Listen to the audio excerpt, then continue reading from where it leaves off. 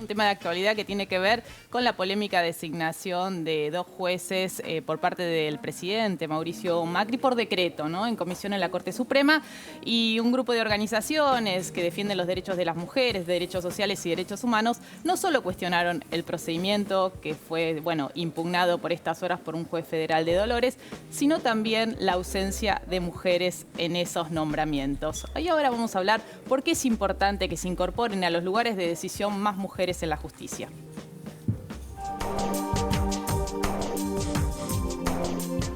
Ayer, a través de la resolución firmada por el juez federal de Dolores, Alejo Ramos Padilla, la justicia declaró inconstitucional la designación por decreto de 2 jueces para la Corte.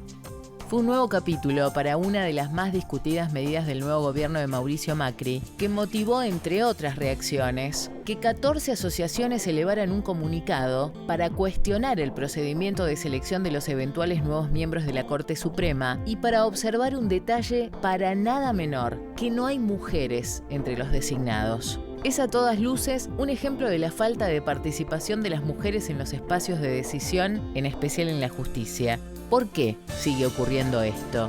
¿Qué cambios son los necesarios para que la justicia, cuya imagen tiene rostro femenino, incluya a la mujer también en sus cargos jerárquicos? Es de esto de lo que vamos a hablar hoy en Vivo en Argentina. Bueno, y estamos con Natalia Gherardi, ella es abogada, viene trabajando hace muchos años en relación a los temas de justicia y género, es directora de justicia de ELA, Equipo Latinoamericano de Justicia y Género, y estamos también con Norma Chiaparrone, que es consejera internacional de la Federación Internacional de Mujeres de Carrera Jurídica. Gracias a las dos por venir.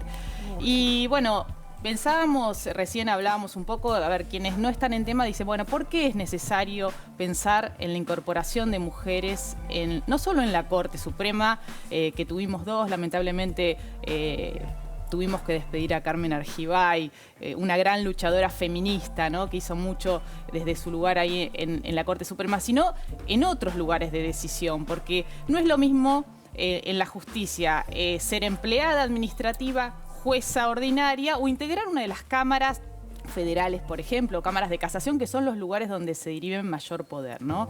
Y hay gente que no entiende cuál es el eje por el cual se reclama. Hay una campaña, comentábamos recién, de la Asociación de Mujeres Juezas, se están juntando firmas, no solo desde el movimiento de mujeres, sino también varones, justamente impulsando esta iniciativa, ¿no? A ver si podemos traducir esto para los que no están en tema.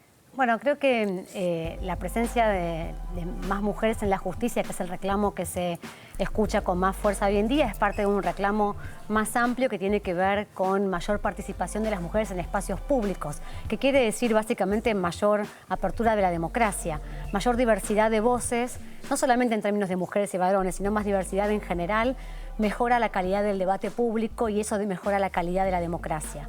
Las mujeres han subido en su participación en espacios de poder a lo largo de los últimos años de una manera significativa, y la justicia quedaba como el último espacio para conquistar. Y ahí vos mencionabas recién a Carmen Argibay y Elena Hayton, integrantes de la Corte desde el año 2003-2004, y una de las cosas más importantes que hicieron con la creación de la OEM, la Oficina de la Mujer, fue un mapa de género de la justicia. Y por primera vez supimos con números lo que veíamos en intuiciones, sí, y en la experiencia práctica, y era que... La pirámide, ¿no? Exactamente. Las mujeres somos desde hace más de 20 años la mayoría de las egresadas de la Facultad de Derecho, y sin embargo, habiendo tenido tiempo para transcurrir toda la carrera, todo el escalafonario, digamos, del Poder Judicial, era cada vez menor, es cada vez menor todavía la presencia de mujeres en el vértice de la justicia. Claro. Y eso tiene impactos importantes en términos de democracia, en términos de participación, pero también la posibilidad de tener políticas sensibles al género, que no son solamente responsabilidad de las mujeres,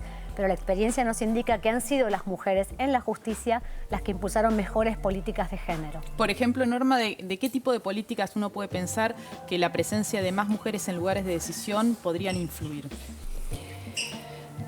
Bueno, en general, en todas las cuestiones que hacen básicamente a los derechos de las mujeres y los niños y niñas. Vos nombrabas recién a Carmen Argibay, y yo creo que la Corte que integraba Carmen, que además fue producto de un proceso de transparencia y participación impulsado durante la presidencia de Néstor Kirchner, es la Corte que dicta el caso Fall, que vos conocés muy bien y has trabajado. Que el caso Fall tiene que ver con el acceso al aborto no punible, tantas veces obstaculizado, un fallo histórico de la Corte del 2012, donde se establece claramente que no se debe obstruir arbitrariamente, judicializar, pedir autorizaciones abusivas, etcétera, Exacto. etcétera, ¿no? Ahora bien, yo suscribo lo que ha dicho Natalia, porque bueno, tenemos unidad de concepción absoluta en este y la mayoría de los temas. Creo que esta decisión y esta acción que llevó adelante el Poder Ejecutivo es un golpe muy fuerte a la igualdad, no solamente a la transparencia y la participación que garantizaba el decreto 222. Que tiene que ver con el procedimiento de designación, que ¿no? tiene que ver con el Audiencias procedimiento públicas que de se puedan designación, pronunciar audiencias públicas y la demás, sociedad. que esto ahora igual se va a llevar adelante, pero esto, a mi modo de ver, no purga, digamos, el origen, por decirlo de algún modo, espurio que tiene esta designación. Que puede ser legal en un punto, si haces una interpretación absolutamente historicista de la Constitución, se había utilizado, claro, ¿no? En la época de Mitre. Pero no, digamos, alcanza a tener el grado de legitimidad que supone cubrir un cargo en la Corte Suprema, ¿no? Pensaba recién al principio, Mavi decía, bueno, tenemos una gobernadora y una vicepresidenta. En realidad tenemos 5 gobernadoras, ¿no? Tal vez todas las noticias quedaban centralizadas en la elección de María Eugenia Vidal en la provincia de Buenos Aires, histórico triunfo, por cierto, la primera vez que hay una gobernadora no peronista, en todo caso, no justicialista, mujer y en ese lugar. Pero también lo tenemos en Catamarca, en Tierra del Fuego, en Santiago del Estero y en Santa Cruz, ¿no? 5 mujeres, que también es un hecho histórico en el tema del acceso de las mujeres a las máximas lugares de poder, ¿no? Exacto. Sin embargo, pareciera que la justicia cuesta más. Bueno, digamos que el Poder Legislativo fue el primer espacio que se conquistó, ¿no? En términos de participación y presencia de mujeres por efecto de la ley de cupo, donde hay por mandato legal un 30% de mujeres que tienen que integrar las listas, no sin resistencias, dentro de sus propios partidos políticos y con varias luchas para hacer valer su derecho ante la justicia. Pero ese fue el primer espacio en el que hubo por lo menos una masa crítica de mujeres. El Poder Ejecutivo también, crecientemente hay más mujeres, creo que no solamente el caso de Vidal en la provincia de Buenos Aires, también el caso de la intendenta de La Matanza, llaman la atención porque son distritos enormes. Grandes en términos de población. Y las mujeres generalmente ocupan el 10% de los municipios, pero generalmente eran también de los municipios menos poblados. Lo mismo pasaba con las provincias. Por eso creo que estos 2 casos muestran la conquista de espacios territoriales más esquivos. Obviamente después de la experiencia de 2 periodos presidenciales a cargo de una mujer. Pero el Poder Judicial siempre había sido también en general menos observado por la sociedad civil. Pensemos que prestamos mayor atención al Poder Judicial, a sus argumentos, a sus sentencias. Les pedimos transparencia en su gestión, en su composición, en sus mecanismos de ascenso desde hace pocos años. Hace poco que estamos poniendo... Es verdad. Como sociedad, se daba como comunidad y bueno, como son estos cargos vitalicios, también tiene que ver con eso, ¿no? Que pareciera que no se los puede remover porque los mecanismos de remoción fijados en el Consejo de la Magistratura siempre recurren a algunos artilugios para proteger a la misma corporación, pareciera eso el mensaje, Exacto, pero ¿no? Siempre fue un lugar menos público, digamos. Finalmente pensemos que los jueces, las juezas se manifiestan a través de las sentencias. Entonces, conocer lo que dicen, cómo lo dicen, qué resuelve, es de vital importancia para la vida democrática y para también ver cómo es el ejercicio efectivo de los derechos. Y esto es algo que tenemos, gracias a las redes sociales y a las publicaciones digitales, disponibles democráticamente hace no tantos años. Y de hecho, Natalia, hasta hace poco tiempo el lenguaje judicial era muy críptico. Sigue siendo. Sigue siendo, pero un poco se ha ayornado, ¿o no? Seguramente, creo que Sigue no sé, siendo no conozco estudios sistemáticos Sí. sobre eso, pero creo Bueno, que ustedes leen muchas sentencias. en general Sí. son bastante crípticos y creo que hay jueces o juezas más abiertos o menos abiertos a ayornarse y también a hablar en castellano, ¿no? Sí, Bueno, y en los temas, acá- perdón, que tienen que ver con derechos de las mujeres, de los niños y de las niñas, también hay una mirada muy machista todavía, muy Absolutamente. discriminadora, Yo ¿no? te quería agregar a lo que tan claramente decía Natalia, un par de cuestiones. En primer lugar, históricamente, no solamente en nuestro país, sino en el mundo,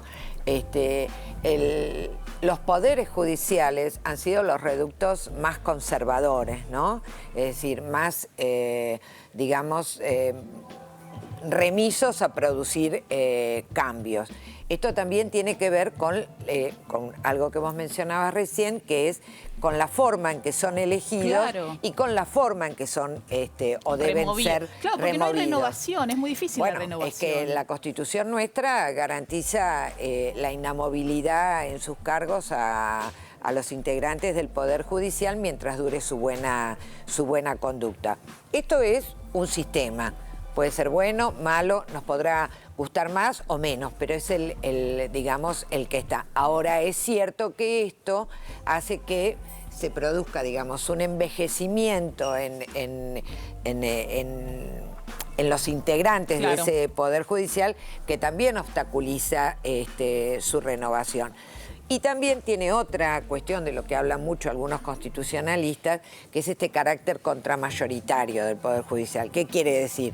Que no son elegidos por Claro. el voto directo del pueblo.